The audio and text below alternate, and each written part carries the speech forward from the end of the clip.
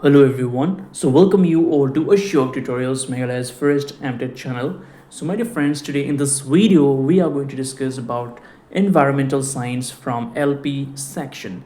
And the topic we have here is the matter and materials around us. Actually, this is a very beautiful topic. Actually, if you are interested in knowing about the different states of matter and the materials around us, then rather than reading environmental science, I would suggest you to please read the science textbooks. All right. I think you can find this topic in class 9 science textbook, States of Matter. All right. So that you can read and you can get an in-depth understanding of this topic. It's very interesting. All right. So let me start it right away. So, the matters and materials around us. Matter is anything that occupies space and have mass. It can exist in various forms and can be classified into three main states: solid, liquid, and gas. Here are examples and properties of each case. So, before I explain these, I also would like to request you that please go to my YouTube channel and please find out there is a video where I have explained recently about the different states of matter: solid, liquid, and gas. So if you have not watched that video, kindly go and watch. And yes, if you need extra notes on states of matter, then please feel free to ask me. I will provide you with that, right? So now let's begin.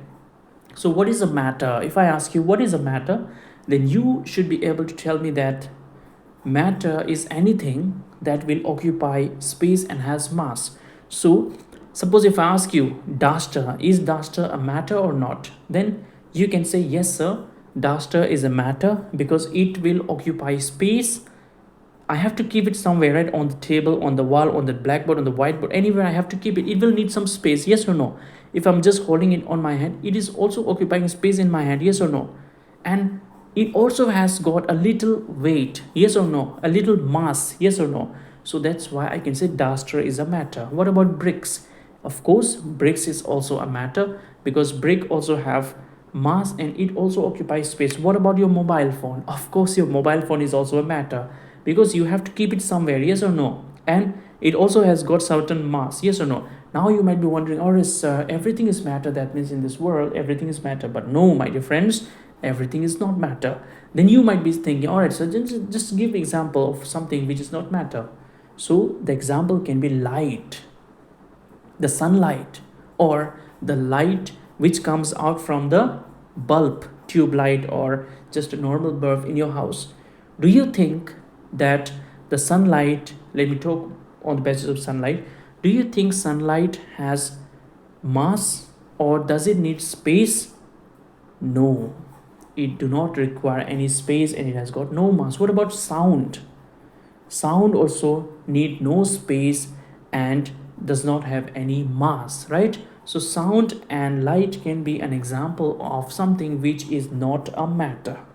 Remember, I'm saying which is not a matter. So sound and light are not matters, but other things whichever you see, it's in your room, like books, TV, then mobile phone, the mora, the chairs, the bed, then your clothes, everything is a matter because it is occupying space and has got certain amount of mass or weight, right? So it can exist in various forms. All right, now we say that matter can be found in three states. So what are the three states? Solid, liquid, and gas. So you can say that milk is a matter, petrol is a matter, kerosene is a matter, right? Why? Because it also has got certain weight and it also occupies space. In order to keep milk, you need a bottle or a glass, yes or no? In order to keep petrol, you need a tank or a car tank or a scooter tank, yes or no? In order to keep water, you need a bucket or a bottle, yes or no? So all these things are matter. Now, this is the example of liquid, right? Liquid is a matter. Now, gas is also a matter. So, cylinder with which you are cooking at home, the gas inside the cylinder is also a matter because it is occupying space. Now, if you say, oh, sir, I don't think that gas also occupies space, then you do one thing. You carry a empty cylinder and a cylinder which is full of gas.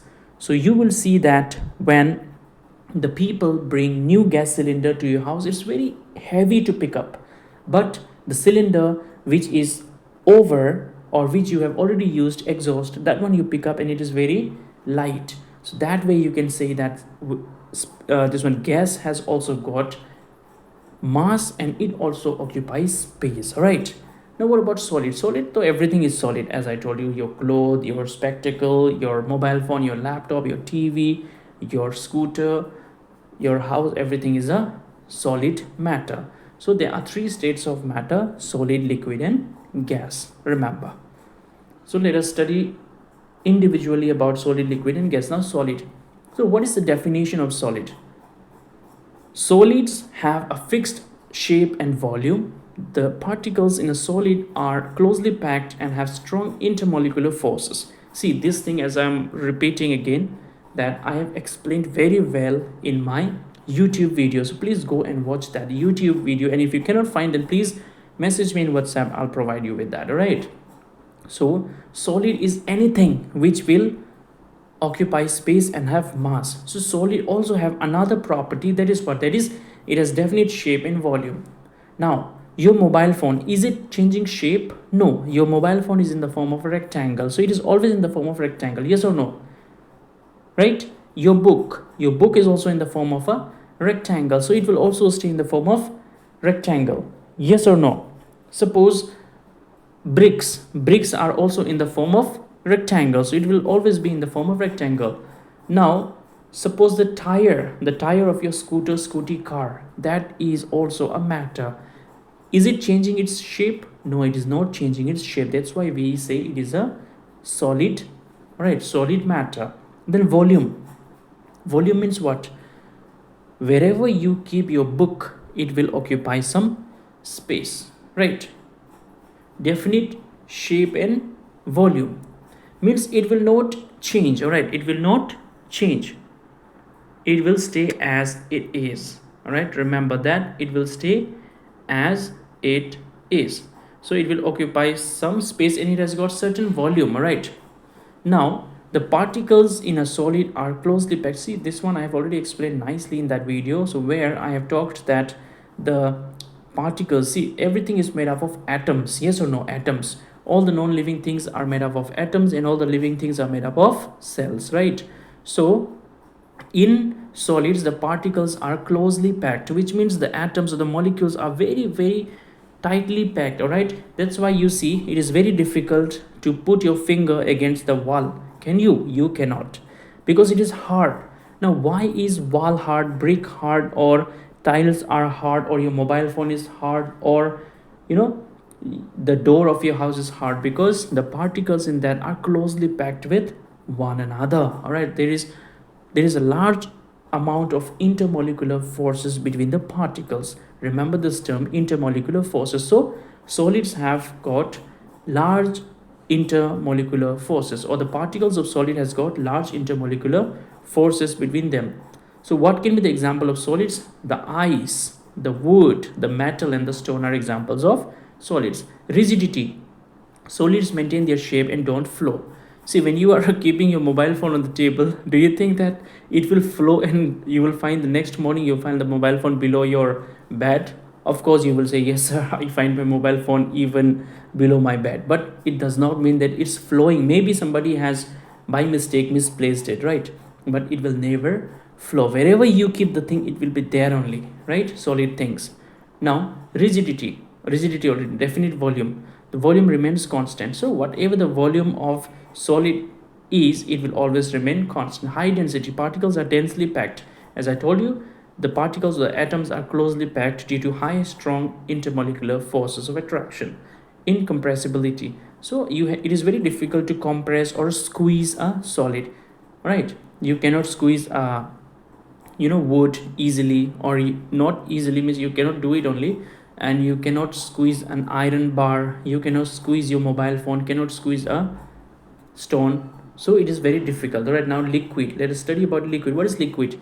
Liquids have a definite volume but take the shape of their container. The intermolecular forces are weaker than in solids. Now you see, liquid, if you keep 1 liter of water in a glass, it will take the shape of a glass. If you keep it in a bucket, it will take the shape of a bucket. If you keep it in a plastic, it will take the shape of a plastic. Yes or no?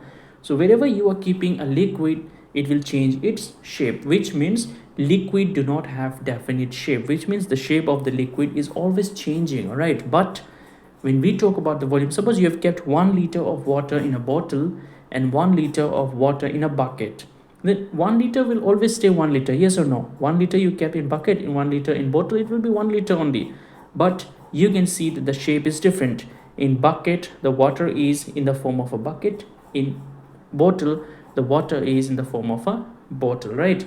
And it is said that the intermolecular forces of attraction between the molecules of water is weak as compared to the solid. All right, so the particles of solid has the strongest intermolecular forces of attraction as compared to the liquids, right?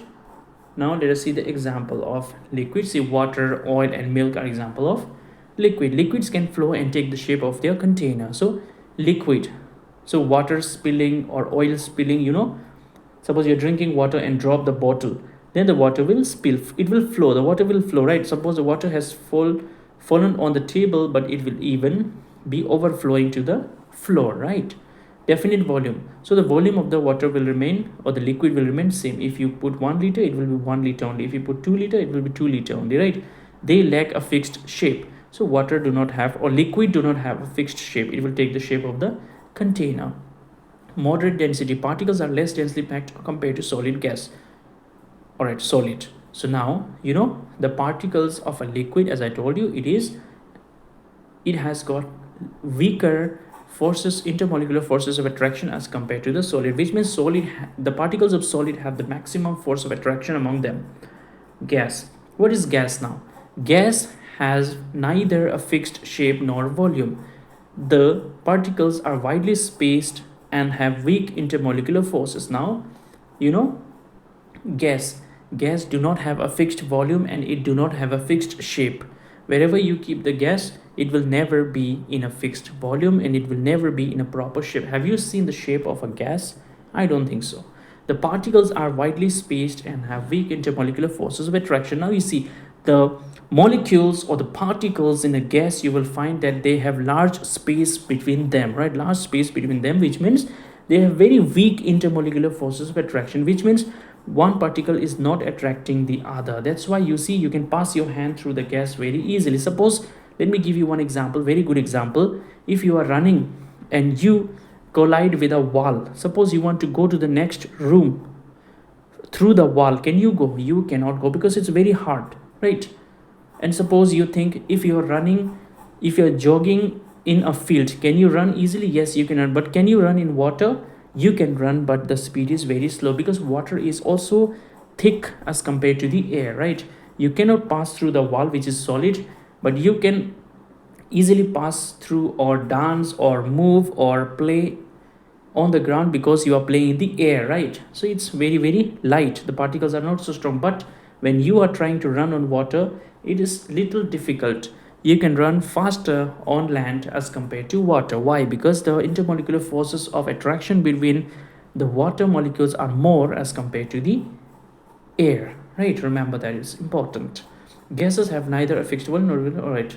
So what are the example of gases? Air, oxygen and helium, nitrogen, carbon dioxide are the example of gases. Properties: compressibility. Gases can be easily compressed or expanded. Lack of definite shape and volume. They take the shape and volume of the container. Now you see gases. Balloons, we all like to squeeze the balloon, yes or no? We like to squeeze the balloon. So whatever it is filled with air, maybe the chips packet, you can easily squeeze it, yes or no? Because the particles are not tightly packed, and gas do not have a definite shape, neither definite volume. Then low density, particles are widely spaced, so the particles are away from one another, which means it is highly compressible or has low density. Now high mobility, gaseous particles move freely. So you will see that through the gas, see, I can move my hand in the gas. See, we are around the air, yes or no? Or the air is around us, yes or no? Right? So we are living along with the air, so we can move our hand easily. I can run, I can play, I can sit, I can dance, I can sleep, yes or no? You can do the same. Why? Because it has got very low density and high mobility. We can move our hand easily in air but cannot in water, and in solid we cannot at all. So all these three fundamental states of matter, that is solid, liquid and gas, right, can undergo changes like melting, boiling, freezing and condensation to transition between these states. Additionally, there are other forms of matter such as plasma and Bose-Einstein's condensates, which occur under extreme conditions. Now you see, interconversion. Interconversion, let me give you one very good example of interconversion, that is water. See, water can be in all the three states of matter. See, when you freeze water, it becomes ice, and ice is what? Ice is solid, right? But when you unfreeze the water, it becomes liquid. So what is liquid? Of course, liquid means something which flows, do not have a definite shape or volume. And when you are boiling water, what happens? The water evaporates in the form of gas. So that is what? It is taking another form, or it is taking the form of a gas. So water can be interconverted from solid into liquid, from liquid into gas, or from gas into, from gas into liquid, and from liquid into solid. So there are different methods, condensation is there, sublimation is there. So different type of methods are followed, which you will understand if you go through it in detail, right? So if you want to study about the states of matter in detail, please contact me and I will send you the materials, study materials, and also the video link which I have already explained in my YouTube channel, right? So I think this is all in this video. So thank you everyone for staying connected with Ashok Tutorials Meghalaya's first amateur channel. Thank you.